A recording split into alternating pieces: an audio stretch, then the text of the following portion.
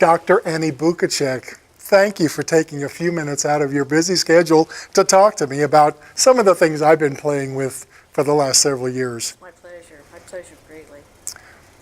So you really inspired me last Saturday with what you said about the blessings of a terminal illness, so I'm going to ask you to talk a little bit more about that. Yes. But first I wanted to, to tell us a little bit about the work you did and where we met. It has been a long time Yeah. ago, hasn't it? About 15 years. Yes, It's been about 15 you were years. one of my faithful customers Yes, at I was. Grapevine Video. Yes. You'd come in and we would have a couple of laughs and you'd go home with a sack of movies. And tell them about the kind of movies that you had at Grapevine Video and the reason why it was a preferred. Flocked there. Grapevine Video was unique in the video community because we specialized in family movies. Right. We specialized in things that would be wholesome for adults and children to watch. Parents never had to worry about what I had on the screen when they walked in. Right. And you had that shop from 1999 to 2006. Yes, I did. Okay. It started in Big Fork, but I ended up in... And you're just one of the most engaging, most fun human beings I've ever met in my life. Oh, thank you. So I'm going to talk a little bit about your diagnosis. Yes. And I'm going to be very brief about that part because I want you to do the talking. But it was 2008 you were diagnosed with biopsy-proven malignant melanoma. And it was Correct. an aggressive type, and it metastasized. And soon after the diagnosis, metastases means it spread to another site. Yes. Soon after the diagnosis was made, you were told that you had basically probably less than a year to live. And that was 7 years ago. Yes. You were given a year to live, and that was 7 years ago. And you're still with us. And you never had chemotherapy. You never No. had radiation therapy. You never did a special diet. No. No. You never. No. You didn't go on any fasts or special trips, to get healing or anything like that. Basically, you had some surgical debulking. You had the biopsy and then another biopsy, and then when the tumors got large, you had a debulking. You had to remove because Yes. it was painful and you had difficulty turning your head. But that's the only treatment that you've had. Becky and I decided from the onset that we're interested in quality of life, not quantity of life. And we knew that by taking drugs, radiation, whatever, I would still be breathing, I'd still be alive, but it would be one of these things where we're all going out to dinner. Oh, I don't feel good, I'll stay home. I didn't want to do that. I'd much rather be active as long as I can, have a bad 3 weeks, and a funeral. Right. So that was our thinking of why we did not do that. That's my friend Don. All right. Yeah, but the thing is, I'd like to emphasize for your viewers, these decisions are very personal. Every cancer patient has got to make the decision on their own. There's not a right answer, and I'm not saying I did the right thing, but we did the right thing for Becky and for me. Whatever, right? Yes. Given a year to live, and here you are. Yes. 6 years after you were given a year to live. So basically Yes. 7 years after you were given a diagnosis and you didn't have it treated. So, one of the points that I wanted to make, and I'm going to ask you a little bit more about this later, but, I've been a doctor for 25 years, and I've seen a lot of cases where a doctor gives a prognosis. Maybe the diagnosis is correct. Like in your case, the diagnosis was correct, but their prognosis was incorrect. And so that happens more often than people really want to believe. And when doctors give that, they're not being dishonest. They're using statistics. Yes. And statistics are such, they're not based on the individual human. You're not a statistic, you're an individual. Yes. And one of the cases one of the examples that I like to give is, like median survival. If somebody says, the median survival is such and such, that means, 50% of the people are dead, like median survival of, 6 months or 5 years, whatever. That means 50% died by that time. That means the other 50% is still alive. Or if they say, you have a 1% or 2% chance of living this out and not having a problem, you might be that 1 or 2%. So are the odds stacked against you? Yes. From a statistical analysis standpoint, the odds are stacked against you. But you're not a statistic. You're an individual person. Yes. And didn't do anything special in your diet. No, I know it just drives nutritionists crazy. They want job security. So I They're just not want to helping. so this is one point I want to make, from a doctor's standpoint. The doctors are often wrong when they give a poor prognosis, often wrong. And patients, often live years past the time that they're given that you're probably going to die by this time. And some of them even have a normal lifespan. I know I have a physician woman friend who was diagnosed with breast cancer that metastasized, and she was given 18 months maximum to live. And that was 18 years ago. Mm-hmm. So she will probably have a normal lifespan, and she was given 18 months to live. So they can even have that. or get more time, or, there's all kinds of variations. So you were visiting last Saturday. Yes. With your wife, your wonderful wife, and you made some statements that really got my attention, and that's what inspired me to want to talk to you about it and get kind of your views on it. And what you had said Saturday was about the blessings of having a terminal illness. I've dealt with a lot of people with terminal illness. We're all terminal, but a lot of people that have a poor prognosis with their diagnosis. And I don't think in the 25 years I've ever heard anyone say that it was a blessing. It probably is shocking for people to hear that for the first time.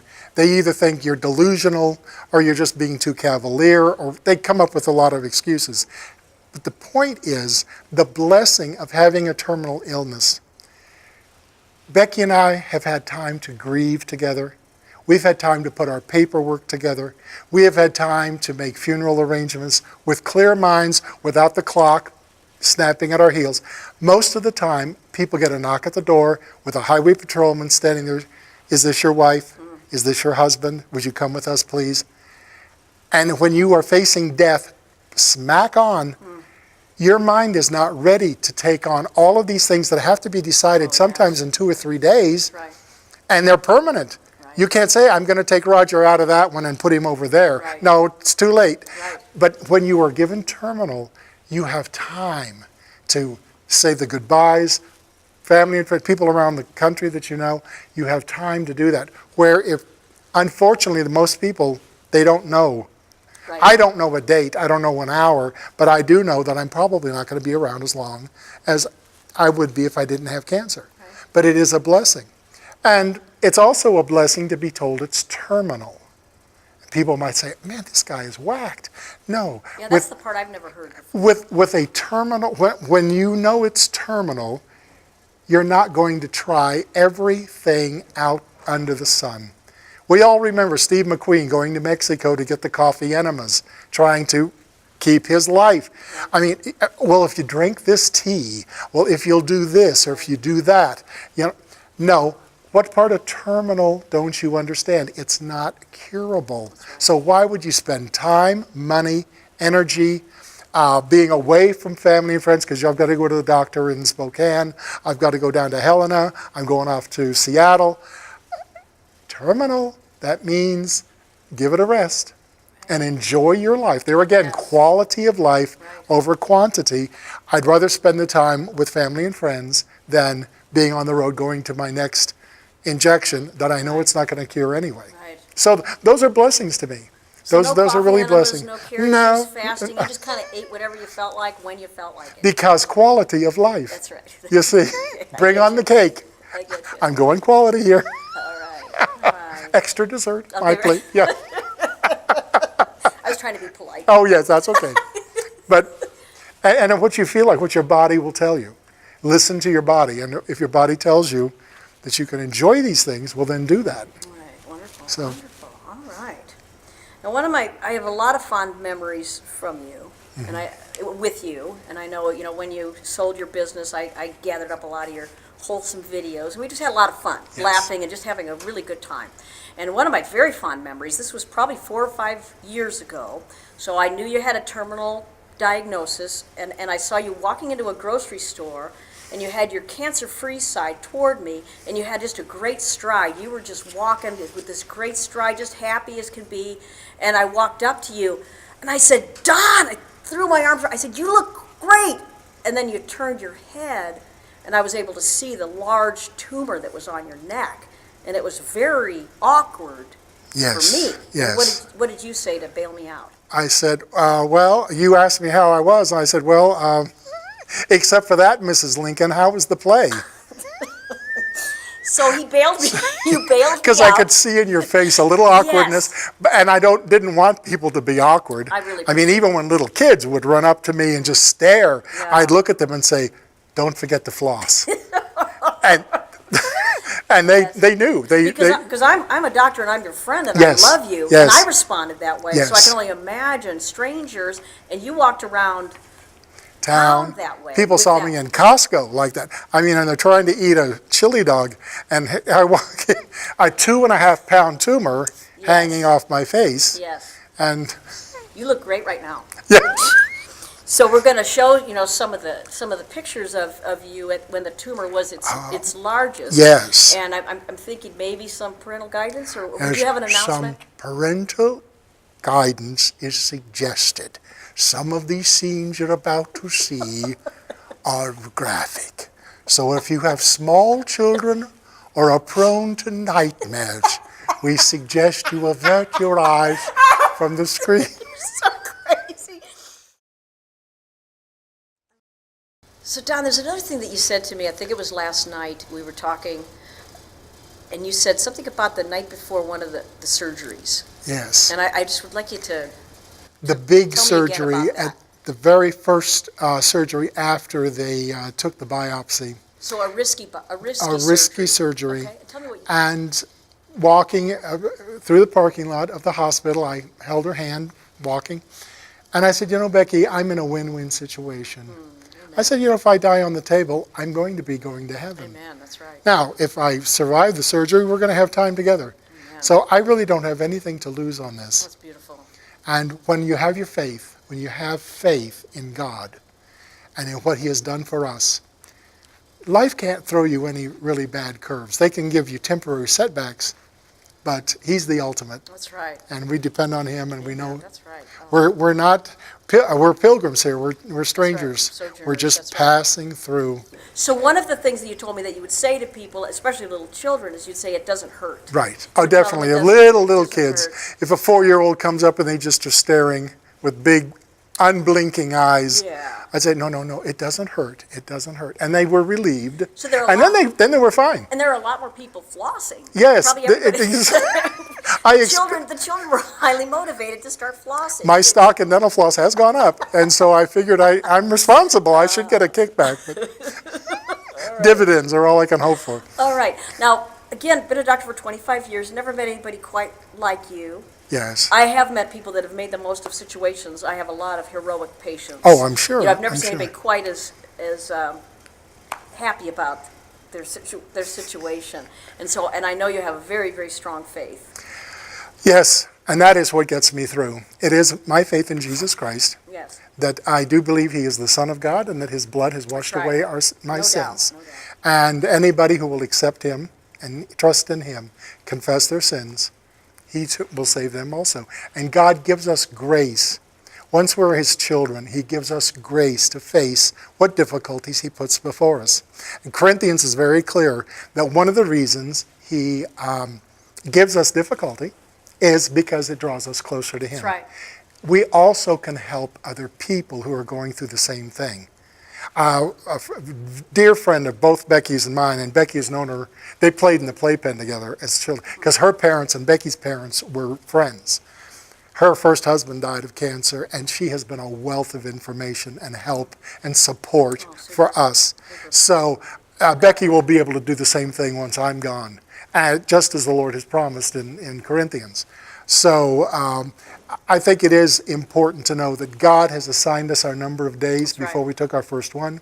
He is sovereign. He's in control. That's right. His ways are not our ways. His thoughts are not our thoughts. People say, why do bad things happen to good people? Well, first of all, the Bible says there's none good, no, not one. That's right. But if a person can't handle that, turn it around. Why do good things happen to bad people? We're in a sinful world. When Adam sinned, the universe was destroyed in sin. And so bad things are going to happen to what the world would consider good people. To our Savior and how Exactly. He was killed, and that Exactly. was the only begotten Son of God. Now, one of the things we talked about, I think it was last night, we were talking about that physician friend that we have in common, somebody that we Yes. both greatly admire, and I think he goes to your church. And you said something Yes. last night about different burdens or in the grace for. Exactly. Talk about that. Because people would look at me and say, I don't know how you do it.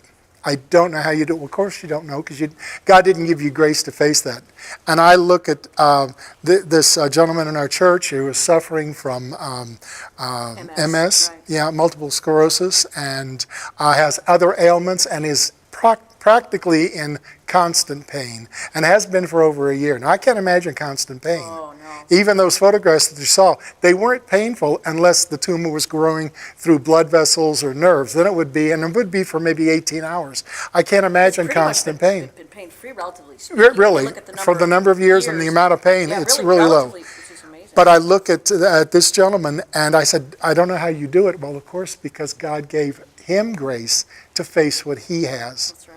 And gave me grace to face what I have, and he gives everyone grace to face whatever he puts before them. That. He loves us so much. Exactly. And we know if we took all of our problems and hung them out on a clothesline and then said, okay, I'm going to blow the whistle and go get the problem you want, blow the whistle, people are going to go and get the one they just hung up. I don't want your problems. Right. You don't want my problems. Right. I can handle my problem. I don't think I can handle yours. No, I'll take mine. I'll be happy with mine. And I just think that is the grace of God, that he gives us the strength to face what it is we're facing. Yeah, that's a promise. You know, it is a All right, promise. beautiful. Wonderful you thing. lived it out. All right, I have a couple more questions. Okay. Assisted suicide is still illegal in Montana. Yes. It's considered homicide. And there are some that are trying to make it legal. And how would you enter into a discussion with someone that was advocating for assisted suicide? Because they do it for situations like yours. Yes. Yeah. I realize that. I would be tempted to say to a person who was wanting to do that procedure, do you believe in capital punishment? My suspicion is, I've never run a blind test survey, but my suspicion is that they would say they were against it. Why is that? Well, some prisoners are innocent that are on death row. Well, to me, can't you see the bridge? You are going to kill yourself right now. We talked about misdiagnosis. We talked about prognosis. our accurate prognosis, but the person doesn't react. If I had taken the needle the first time out, I obviously wouldn't be here today, and just think of the things that I would have missed out on. I mean, I would have missed out on all these years with family and friends. That was the other question I wanted to ask you. You were mistakenly told that you were going to be dead within a year. Yes? Under the circumstances, if a doctor had talked you into taking a lethal dose and killing yourself, which Yes. that would have never been a consideration, but, Right. but if you had, you would have missed 6 wonderful years. Yes. I mean, And all the laughter we've had, you share that with everybody you're around. You know, you're a very happy person, you enjoy life tremendously, you're very talented. You continued to work up until, do you still work? I'm going to hopefully be driving tomorrow for Okay, Alamo National. You're still working. You're still working to this day. Yeah. I wanted, if you could tell me 3 of your, I know there've been a lot of joyful, moments in those, 7 years since you were diagnosed as terminal. And if you could tell me your top 3. Well, I suppose the big number one would be those chocolate-dipped ice cream cones from Dairy Queen. They would be out of business by now if they hadn't been serving me chocolate-dipped ice cream cones for the last 6 years. But after church, you go out with the pastor and his wife and some of the people in the congregation, and we sit around, and they have to kick us out at 10 o'clock at night because they say, we're closing. Y'all are having too much fun. But that's so wonderful. It could be something as simple as that. It could be getting together with, as we say, family and friends and all the meals and the Thanksgivings and the Christmas dinners and all the birthdays and everything. Or it could be something as outlandish as Becky and I had been on 2 cruises and we took a trip to Israel. Wonderful. During that time, I would have missed out on all of those things. So somebody thinking about that, listen to your body and say, I still have the get up and go. That's right. And until I don't, I'll worry about that later. But don't cut out of the fun, the simple pleasures, or the magnificent things that your eyes are not going to see Yes. because you decided to close them early. That's great. So, Right.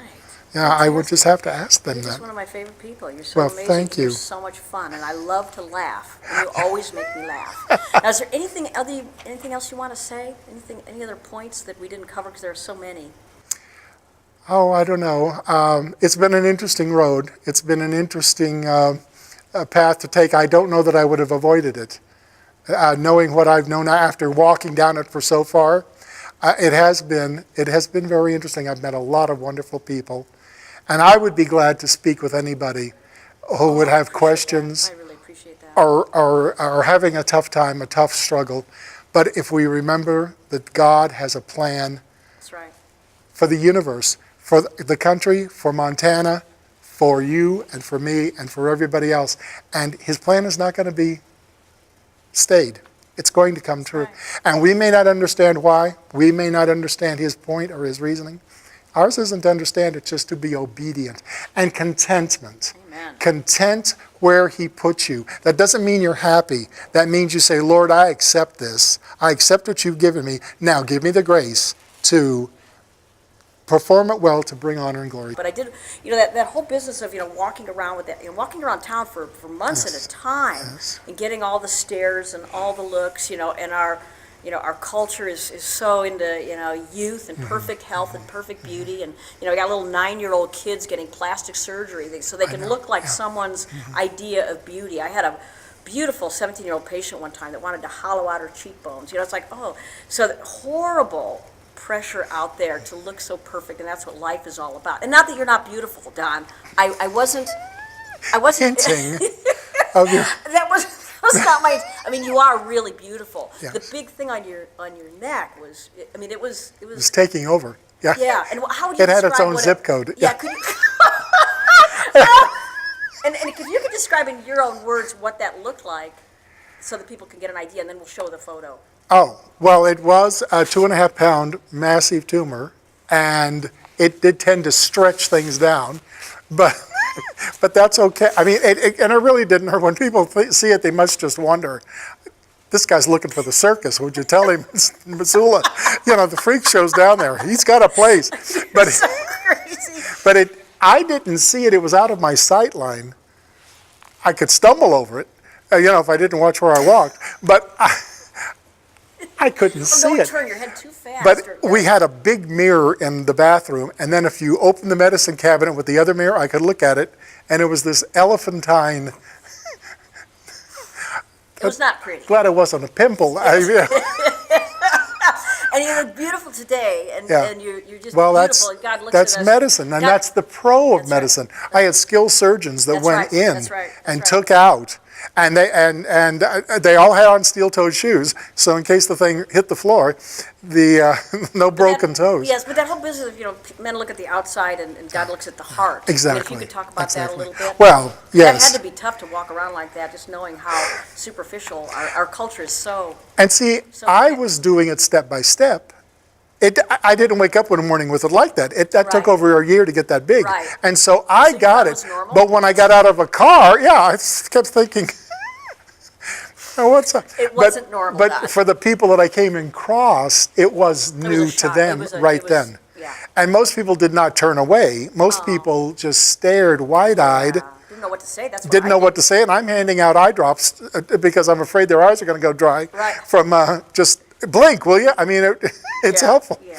But they didn't. I guess, and people seeing this will probably be sitting in the audience going, "I saw him at Walmart. I remember him. I was one of the ones." Wondering what the hell that was. And some people would come up and say, "What is that?" And we were always fine to tell them. Fine to tell them. Well, let's talk about the inner beauty. You look beautiful now. You were just as beautiful inside when you had the 2.5 pounds. yes. Can you talk about that? And the humor was always there. Yes. And, you can laugh. And we do, unfortunately, we are a looks-conscious Drives me nuts. society. That's right. And there are very few gorgeous people out there. I mean, we're all just people. And I thought, there again, I was hoping it would be a testimony maybe for other people that weren't quite as badly blemished as I was, but they might have had, something, a crooked nose, something, buck teeth, I don't know, whatever it is, and they didn't want, but then they can see him and say, Don, if he can do that, my goodness, and I ought to be able to walk out and do, and see. Yeah. Be and seen. you continue to have fun. You never stop No, laughing. no. You were telling me about that earlier. You and your wife is the same way that you Yeah, are. yeah. You are so funny together, and so laughter's been a big part of A why very you've done big as part. well. You've told me that before. Yes. And there's data to back up that Well, does and work. there's biblical text that says laughter makes a good medicine. right, That's right. not quite the exact quote, but that's what it means. Laughter is good for the heart. Yes. And I think So there, that's your expertise? yes, yeah. Well, I lean on the Bible a lot. Yes, And I listen to what the words say, and it's so applicable to my situation. I think it's applicable to everybody's that's right, situation. that's right. It was written 1,500 years ago, and 2015, Yep. still usable. All right, Still amen, that's usable. right. So we can lean Absolutely. on that. We can lean Absolutely. on that. 100%. Okay, thank you again so Thank much. you.